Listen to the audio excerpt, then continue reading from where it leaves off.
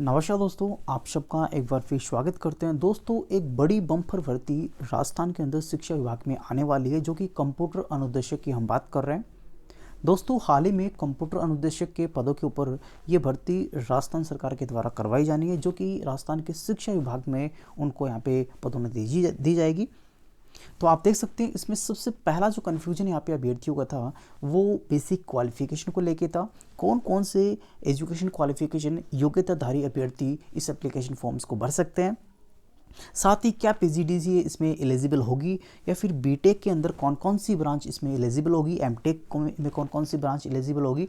तो इस सभी जानकारी हम इसी चैनल के माध्यम से और इसी वीडियोज़ में हम बात करेंगे। साथ ही हम ये भी बात करेंगे कि कितनी एज लिमिट, यानी कि आयु सीमा में कितनी यहाँ पे छूट उनको दी जाएगी जो अभ्यर्थी इस एप्लीकेशन फॉर्म्स को भरने जाएंगे। तो ये हाल ही में राजस्थान सरकार के द्वारा, राजस्थान के कार्मिक विभाग के द्वारा ये 7/1/2022 को, यानी कि आज की डेट में ये ऑफिशियली प्रेस नोट जारी किया गया है। दोस्तों, इसके अंदर आप देख सकते हैं, सबसे पहले ये अधिसूचना जो है वो डिपार्टमेंटली यहाँ पे अनाउंस कर दी गई है। इसके अंदर सबसे पहले हम बात करेंगे उसकी जो अपर एज लिमिट है उसकी हम बात करेंगे। दोस्तों, इसमें सबसे पहले हम बात करें आपका एसटी, एससी, ओबीसी, साथ ही यहाँ पे एमबीसी कैटेगरीज के जो पुरुष हैं उनको यहाँ पे 5 वर्ष की छूट यहाँ पे ऊपरी आयु में दी जाएगी। इसी प्रकार से हम बात करें सामान्य वर्ग की महिलाओं के लिए, उनको 5 वर्ष दिया जाएगा सामान्य वर्ग से, जनरल कैटेगरी से। उसके बाद में अपने पास में एससी, एसटी, ओबीसी, एमबीसी, इन सभी कैटेगरीज की जो वोमेंस हैं उनको यहाँ पे 10 वर्ष की छूट, उनकी अपर उम्र जो एज है, एज लिमिट्स हैं, उसमें उनको छूट यानी कि रिलैक्सेशन दिया जाएगा डिपार्टमेंट्स के द्वारा। उसके बाद बात करते हैं, काफ़ी बड़ा ये इश्यूज़ यहाँ पे अभ्यर्थियों का सुनने को आ रहा है, कौन कौन सी ब्रांच वाले जो बीटेक धारी हैं, एमटेक धारी हैं, वो इस फॉर्म्स को भर सकते हैं। दोस्तों, मैं आपको बता दूं, इसके अंदर बीटेक एलिजिबल कर दी गई है, और बीटेक के अंदर वो ब्रांच भी एलिजिबल कर दी गई है जिसमें इलेक्ट्रिकल है, टेलीकम्युनिकेशन है, उसके बाद में आपका इंस्ट्रूमेंटेशन है, आपका जो बेसिक जो आपका ट्रिपली करके यहाँ पे ब्रांच आती है वो भी यहाँ पे एलिजिबल कर दी गई है। तो सभी जो मोस्ट ऑफली जिसमें कंप्यूटर यहाँ पे सब्जेक्ट रहता था बीटेक के अंदर, वो सभी ब्रांचें इसमें एलिजिबल कर दी गई हैं।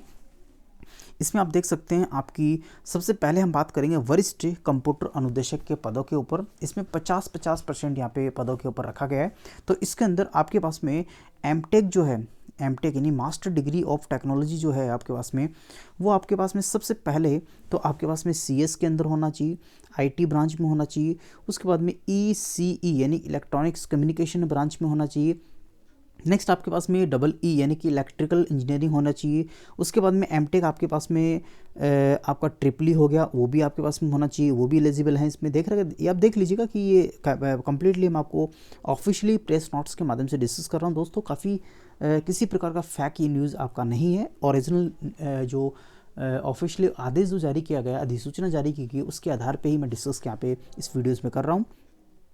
साथ ही आप देख सकते हैं, एमटेक इन सब्जेक्ट में आपके पास में होना चाहिए। अगर आपके पास में एमटेक इन सब्जेक्ट में नहीं है तो आपके पास में आप सीएस में हो सकते हो, आईटी हो सकते हैं, ये तो अपने बात कर ही ली। उसके अलावा आपके पास में मास्टर डिग्री जो है सीएस से, और आईटी ब्रांच में एमएससी आपके पास में होना चाहिए।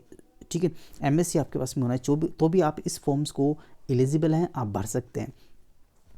या फिर आप कह सकते हैं कि आपके पास में कंप्यूटर एप्लीकेशंस में आपके पास में जो मास्टर डिग्री है, जिसे आप लोग MCA कहते हैं, तो उसका लेवल बी और लेवल सी सर्टिफिकेट धारी जो है वो इसको फॉर्म्स को भर सकते हैं। इन तीनों में से कोई भी क्वालिफिकेशन अगर आपके पास में है तो आप इस एप्लीकेशन फॉर्म्स को आसानी से लगा सकते हैं। दोस्तों, नेक्स्ट इसी के अंदर जो सेकंड पोस्ट के ऊपर वैकेंसी निकाली जाएंगी, जिसमें बेसिक कंप्यूटर अनुदेशक के पदों के ऊपर यहाँ पे भर्ती होने वाली है। हालांकि काफ़ी बड़ी भर्ती यहाँ पे राजस्थान में आपको देखने को मिलेगी। शिक्षा विभाग के अंदर ये वैकेंसी ओपन होगी, और जल्द ही इसके पास में इसके जो ऑफिशियली नोटिफिकेशन है वो भी डिपार्टमेंट्स के द्वारा जारी कर दी जाएगी। काफ़ी प्रकार के जो इश्यूज इसमें बने हुए हैं वो भी यहाँ पे जल्दी शॉर्ट आउट्स आपको देखने को मिलेंगे। तो आपके पास में बेसिक कंप्यूटर अनुदेशक पदों के ऊपर जो भर्ती है, उसके लिए जो बेसिक क्वालिफिकेशन है वो आपके पास में PGDCA आपके पास में होना चाहिए। ये 1 वर्ष का कोर्स होता है, आपको पता ही होगा। तो इसके अंदर A लेवल का सर्टिफिकेट आपके पास में होना चाहिए। या फिर आपके पास में ये सर्टिफिकेट्स नहीं है तो दोस्तों, आपके पास में दूसरी जो चॉइस है वो आपको बीटेक धारी है, आप देख सकते हैं आपके पास में बीटेक की डिग्री होनी चाहिए। इसके अंदर कुछ ब्रांच है जो आपके सामने मैं डिस्कस कर रहा हूँ, हालांकि बीई भी इसको कहते हैं, बैचलर डिग्री ऑफ इंजीनियरिंग के अंदर, जिसमें आपके पास में पहला कंप्यूटर साइंस होना चाहिए ब्रांच, आईटी सेक्टर के अंदर ब्रांच होना चाहिए। उसके बाद में आपका इलेक्ट्रिकल इंजीनियरिंग होना चाहिए। नेक्स्ट आपके पास में जो है वो ईसीई यानी इलेक्ट्रॉनिक्स कम्युनिकेशन इंजीनियरिंग होना चाहिए। नेक्स्ट आपके पास में ट्रिपली होना चाहिए इलेक्ट्रॉनिक्स इलेक्ट्रिकल इंजीनियरिंग, ये ट्रेड होता है, ट्रिपल इसको कहते हैं। तो इनमें से आपके अच्छा एक आपका इंस्ट्रूमेंटेशन होना चाहिए। तो ये सभी ब्रांच जो हैं इसके अंदर अगर आपके पास में किसी भी एक ब्रांच के अंदर बीटेक की डिग्री है तो भी आप इस एप्लीकेशन फॉर्म्स को जो आपका पद है, जिसमें मैंने आपके सामने अभी 2 मिनट पहले बात की थी, बेसिक कंप्यूटर अनुदेशक पदों में 100% आप लोग यहाँ पे एप्लीकेशन फॉर्म भर सकते हैं। दोस्तों इसी के अंदर अगर आपके पास में बीसीए की डिग्री आपके पास में यानी सीएस और आईटी के अंदर अगर आपके पास में बीएससी की डिग्री भी है तो भी आप इस एप्लीकेशन फॉर्म्स को आसानी से लगा सकते हैं। साथ ही बात करें उसके बाद में बीएससी के जो भारत के द्वारा जो स्थापित विश्वविद्यालय हैं या फिर आप कह सकते हो जो कॉलेजेस हैं, वहाँ से अगर आपके पास में डिग्री है तो भी आप इस एप्लीकेशन फॉर्म्स को भर सकते हैं। इनमें से कोई भी एक क्वालिफिकेशन आपके पास में है दोस्तों, निश्चित रूप से आप इस एप्लीकेशन फॉर्म्स को भर सकते हैं।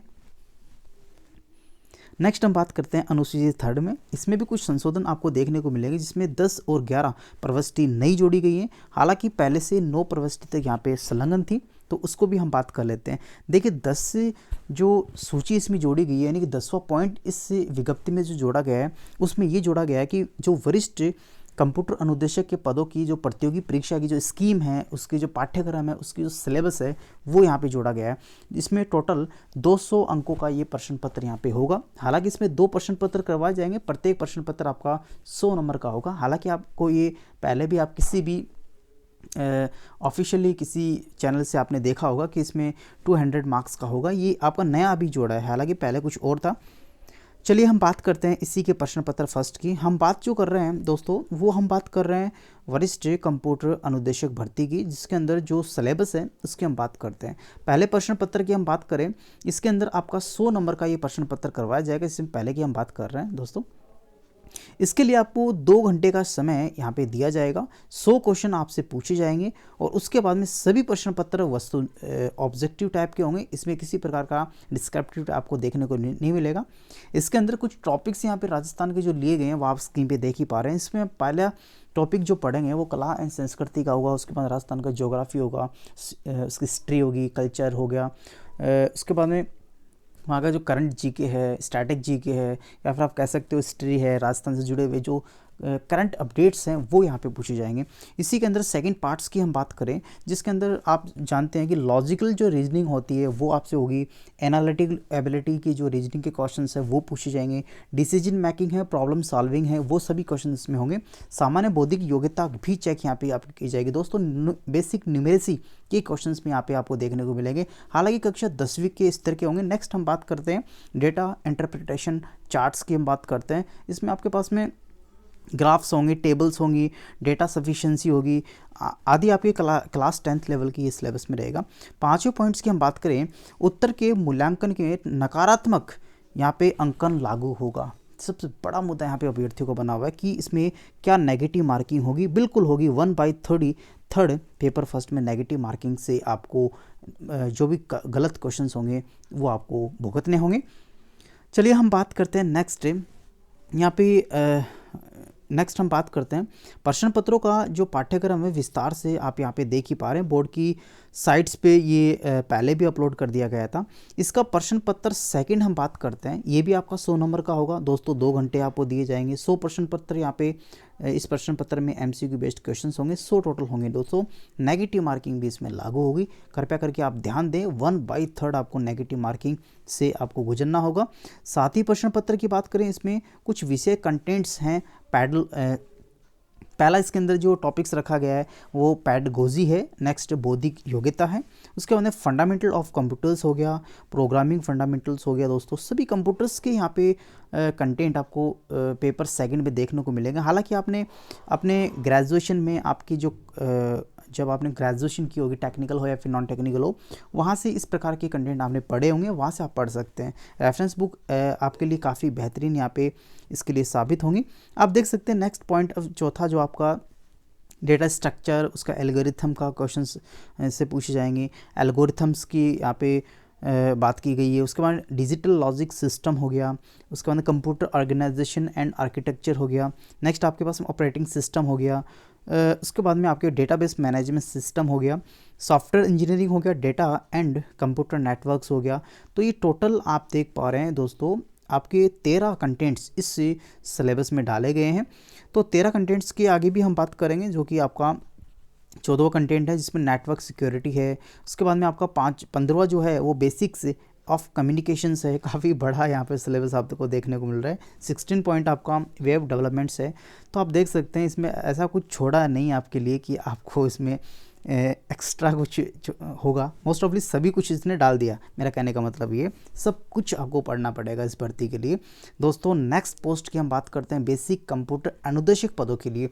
दोस्तों काफ़ी बेहतरीन ये आपके पास में अपॉर्चुनिटी है, जो भी यहाँ पे जिनका ग्रेजुएशन टेक्निकल फील्ड्स में है। मैंने आपको काफ़ी अभी 2 मिनट पहले कहा था इलेक्ट्रिकल कम्युनिकेशन, उसके बाद है आपका इंस्ट्रूमेंटेशन, उसके बाद में आपका कंप्यूटर साइंस, IT, इन सभी में अगर आपके पास में बीटेक है तो आप इसके लिए एलिजिबल माने जाएंगे। ठीक है, देखिए इसमें भी 2 प्रश्न पत्र आपसे लिए जाएंगे। पहला प्रश्न पत्र आपका 100 नंबर का होगा, 100 क्वेश्चन होंगे, नेगेटिव मार्किंग 1/3 होगी, साथ ही उसके 2 घंटे आपको दिए जाएंगे। दोस्तों इसके अंदर पहला आप देख पा रहे हैं, ये ही राजस्थान से संबंधित जीके पूछा जाएगा। सेम आपको, यानी पहला प्रश्न पत्र आप तो कॉपी कर लीजिएगा, यानी आपका कंप्लीट पहला प्रश्न पत्र दोनों के लिए यहाँ पे सेम रहेगा। हालांकि सेकंड प्रश्न पत्र में कुछ यहाँ पे जो कंटेंट है वो आपको कम देखने को मिल सकते हैं। तो यहाँ से आप देख सकते हैं सेकंड, ये आपका सिलेबस का स्ट्रक्चर है।